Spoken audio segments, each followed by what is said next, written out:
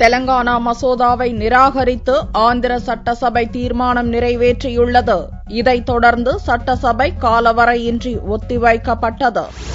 தெலங்கானா தனி மாநிலத்தை உருவாக்கும் ஆந்திர மறுசீரமைப்பு மசோதா மீதான கருத்தை கேட்டு டிசம்பர் 12ஆம் தேதி ஜனாதிபதி பிரணாப் முகர்ஜி ஆந்திர சட்டசபைக்கு மசோதாவை அனுப்பி வைத்தார்.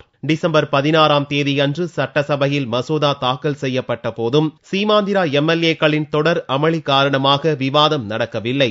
ஆரம்பம் முதலே தெலங்கானாவுக்கு எதிர்ப்பு தெரிவித்து வரும் முதல்வர் கிரண்குமார் ரெட்டி கடந்த வெள்ளியன்று தெலங்கானா மசோதாவை நிராகரிக்க வேண்டுமென தீர்மானத்தை கொண்டு வந்தார். தெலுங்கானா மசோதா மீது சட்டசபையின் கருத்தை தெரிவிப்பதற்கான கால அவகாசம் ஜனவரி 30ஆம் தேதியுடன் முடியும் நிலையில் வியாழனன்று காலை பரபரப்புடன் சட்டசபை கூடியது. கிரண்குமார் ரெட்டி கொண்டு வந்த தீர்மானத்தை நிராகரிக்க வேண்டும் என தெலுங்கானா எம்எல்ஏக்களும் மசோதா மீது உடனடியாக ஓட்டெடுப்பு நடத்த வேண்டும் என சீமாந்திரா எம்எல்ஏக்களும் சபையின் மையப்பகுதியை முற்றுகையிட்டு தொடர்ந்து கோஷங்களை முழங்கிக் கொண்டிருந்தனர். இதனால் கூச்சல் குழப்பம் அதிகரித்ததால் 1 மணி நேரத்துக்கு சபையை சபாநாயகர் நடேந்திலா மனோகர் ஒத்தி வைத்தார்.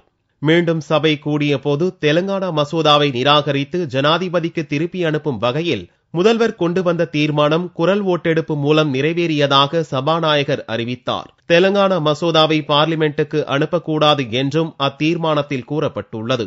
இதையடுத்து முதல்வர் மற்றும் சபாநாயகருக்கு எதிராக தெலுங்கானாவைச் சேர்ந்த எம்எல்ஏக்கள் கடும் அமளியில் ஈடுபட்டனர். அமளிக்கு மத்தியில் சட்டசபையை காலவரையின்றி ஒத்திவைப்பதாக சபாநாயகர் நடேந்திலா மனோகர் அறிவித்தார். தெலுங்கானா மசோதாவை காங்கிரஸ் தலைமையிலான ஆந்திர அரசு நிராகரித்திருப்பது மத்திய அரசுக்கு தர்ம சங்கடத்தை ஏற்படுத்தியுள்ளது.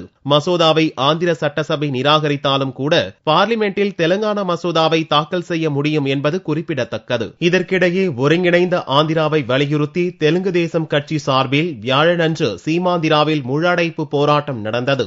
இதனால் ராயலசீமா, கடலோர ஆந்திரா ஆகிய 2 மண்டலங்களுக்கு உட்பட்ட 13 மாவட்டங்களில் கடைகள், வர்த்தக நிறுவனங்கள், கல்வி நிலையங்கள் மூடப்பட்டிருந்தன.